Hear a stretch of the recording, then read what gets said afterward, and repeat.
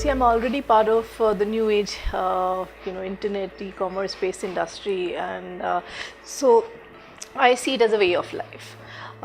If you really look at it, big data is very important in every aspect of our decision making in the organization.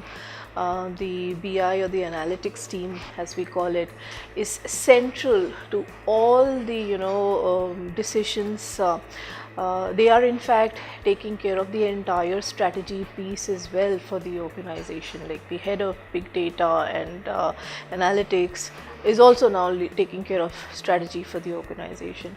So I think it's the way to go about, because the kind of insights that you get in terms of intelligence, analytics and data, human behavior, their buying patterns, their interest areas and stuff like that, that is the heart of every business right now, and that's changing the world.